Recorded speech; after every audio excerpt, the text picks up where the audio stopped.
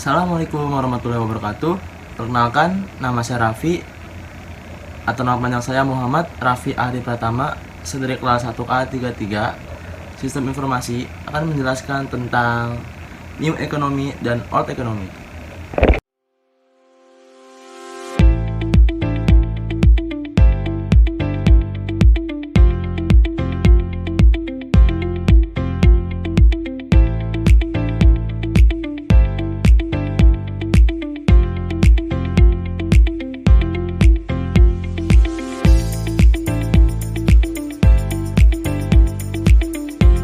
Sebelum saya masuk lebih dalam tentang topik ini, saya akan menjelaskan terlebih dahulu apa itu Old Economy dan New Economy. Old Economy itu adalah sistem ekonomi di mana yang belum menggunakan teknologi. Kalau misalkan New Economy, dia sudah jauh lebih modern dan menggunakan teknologi. Old Economy dan New Economy mencerminkan dua fase berbeda. Kalau Old Economy itu lebih merujuk kepada ekonomi tradisional yang memperkembangkan oleh industri manufaktur, sedangkan kalau New Economy dia menandakan pergeseran menuju ekonomi berbasis teknologi, kreativitas, dan inovasi. Dan saya akan membahas keuntungan dan kerugian Old Economy. Yang pertama yaitu keuntungannya adalah membuka lapangan kerja, karena di mana sebuah perusahaan masih menggunakan tenaga manusia untuk memproduksi atau untuk mendistribusi barang atau jasa yang dibutuhkan di perusahaan itu. Dan yang kedua adalah pembeli dan penjual dapat berinteraksi secara langsung karena di zaman itu belum ada teknologi tersebut. Yaitu kerugian yang pertama adalah ketergantungan pada sumber daya alam terbatas. Dan yang kedua, kesenjangan sosial. Pekerjaan di sektor manufaktur dan pertanian dapat menghasilkan kesenjangan sosial antara pekerja dan pemilik sosial modal, menyebabkan ketidaksetaraan ekonomi. Kurangnya kecepatan atau fleksibilitas yang membuat pekerjaan jauh lebih lama ketimbang New Economy.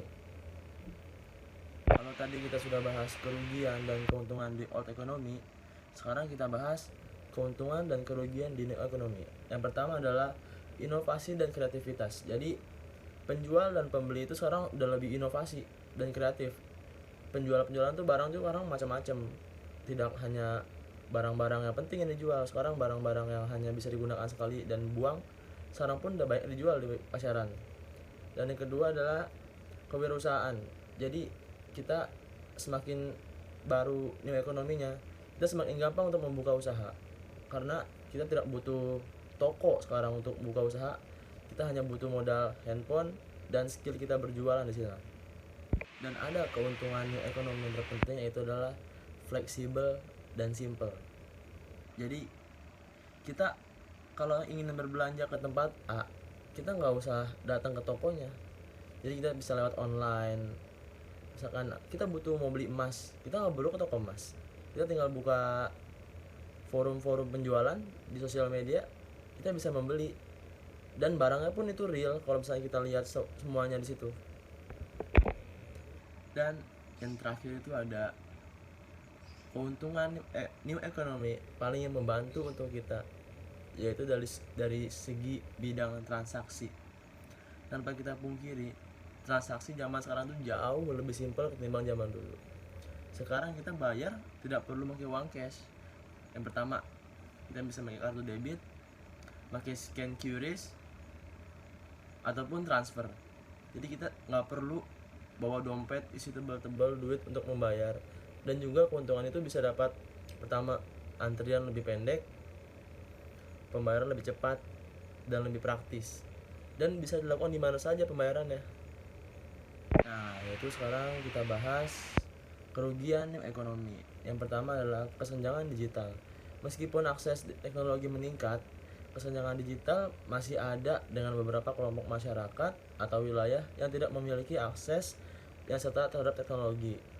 Yang kedua adalah kekhawatiran privasi dan keamanan.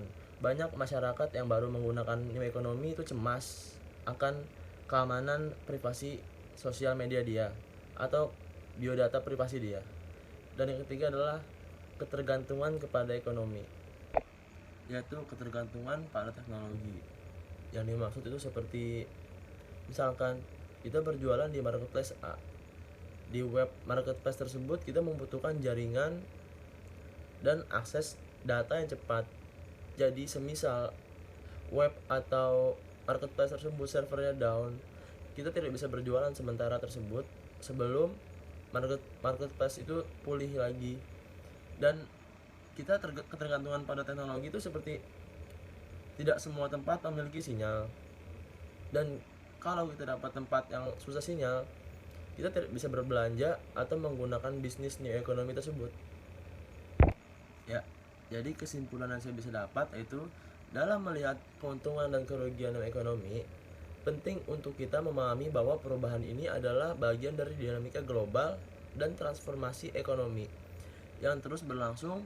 Peningkatan pemahaman dan manajemen risiko berbagai aspek new ekonomi membantu mengoptimalkan manfaat dan mengurangi potensi kerugian kita.